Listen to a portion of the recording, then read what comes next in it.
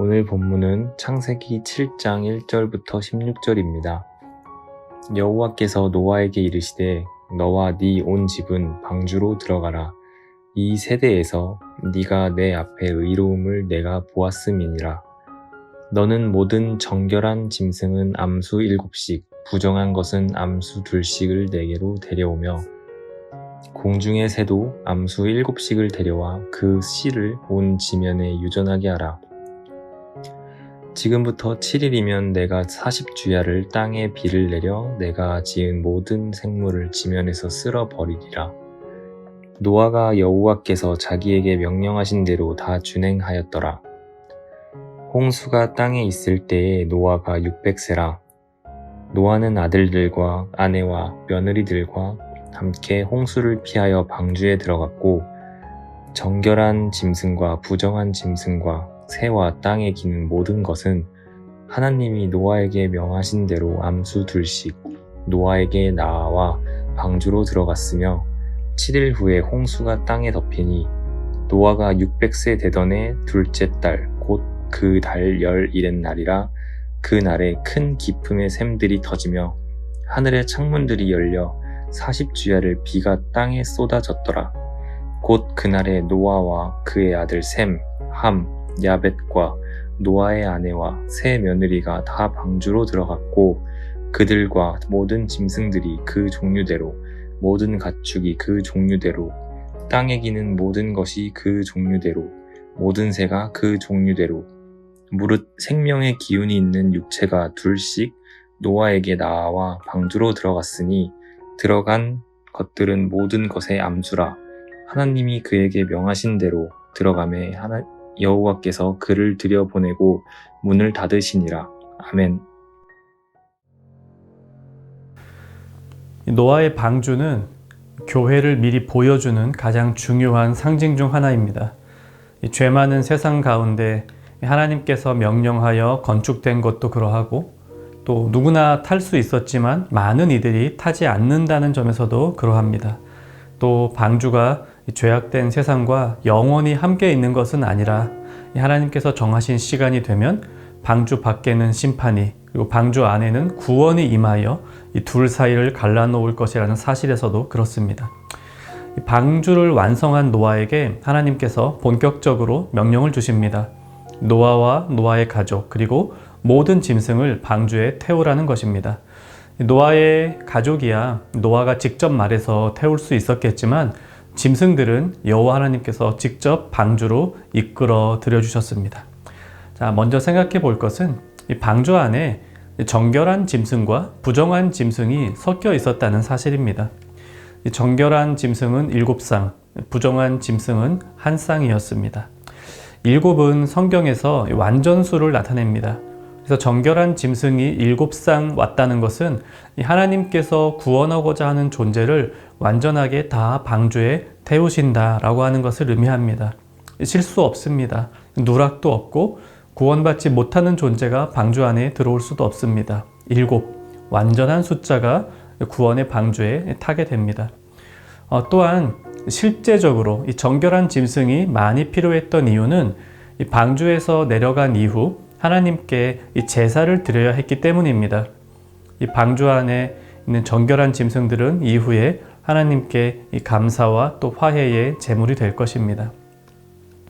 이 방주 안에 정결한 짐승과 부정한 짐승이 섞여 있었다는 사실에서 이 중세 신학자인 어거스틴은 이 교회 안에 정결한 백성과 그렇지 않은 백성이 섞여 있는 모습을 보았습니다. 예수님께서도 마태복음 13장에 가라지 비유를 통해 하나님 나라도 끝날까지는 곡식과 가라지가 섞여 있는 밭과 같다 이렇게 비유하셨죠. 이 가라지를 뽑아 버릴까요? 라고 묻는 종에게 이 밭의 주인은 그냥 놔두라고 합니다. 이 가라지를 뽑다가 곡식까지 뽑을까 걱정했기 때문입니다.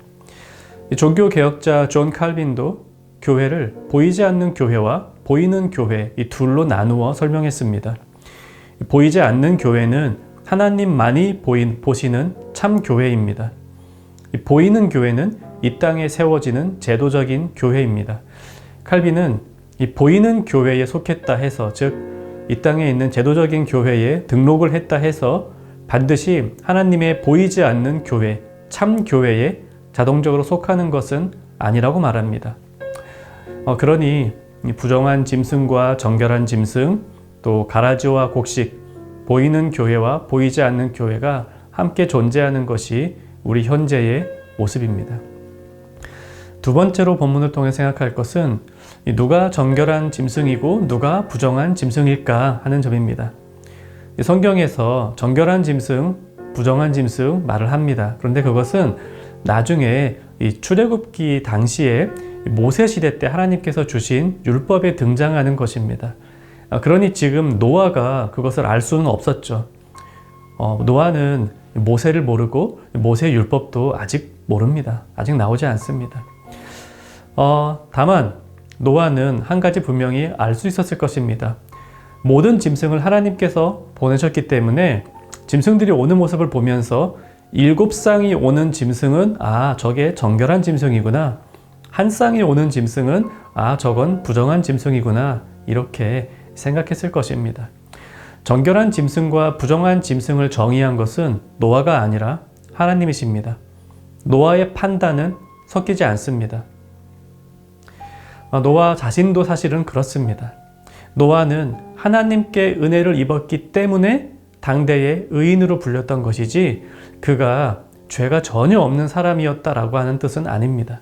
모든 판단은 하나님만이 하시고 하나님께서 의로움을 주십니다. 오늘 우리의 의로움도 마찬가지이죠. 누군가 저 사람은 참 거룩한 것 같아, 저 사람은 거룩하지 못한 것 같아, 혹은 이 교회는 좋은 교회인 것 같아, 저 교회는 안 좋아. 이런 판단들 우리는 쉽게 하지만 정결하고 부정한 판단은 오직 하나님만이 하십니다. 다만 방주로 들어오는 짐승들의 숫자를 보며 노아가 하나님의 의중을 알 수 있었듯이 오늘 우리는 하나님께서 누구를 정결타 하시는지 분명히 알 수는 있습니다. 예수 그리스도, 그분의 의로움을 받는 자만이 하나님 보시기에 의롭습니다. 인간적인 성과와 열심은 하나님의 의로움을 끌어낼 수 없습니다. 말씀을 생각하며 두 가지 적용해 봅시다. 첫째로 우리는 어느 누구도 함부로 판단해서는 안 됩니다. 정함과 부정함의 기준은 오직 하나님만이 가지고 계시니 함부로 남을 판단하려다가 이 곡식에게 상처를 주는 일을 하지 않아야겠습니다. 둘째로 예수 그리스도만이 우리의 의로움이 되십니다. 이 사실을 기억하면서 교회가 살 길, 나와 나의 가족이 살 길은 오직 예수 그리스도밖에 없다는 사실을 인정하고 그분만을 섬겨야 할 것입니다. 함께 말씀 생각하며 기도하겠습니다. 남의 행위와 말을 보며 함부로 판단하지 않게 하소서. 또 나는 오직 예수 그리스도 때문에 거룩하게 된 백성임을 기억하고 그분께 감사하게 하소서. 오늘 하루 이 그리스도 안에서 정결한 백성의 삶을 살아가는 청년 가족 되기를 바랍니다.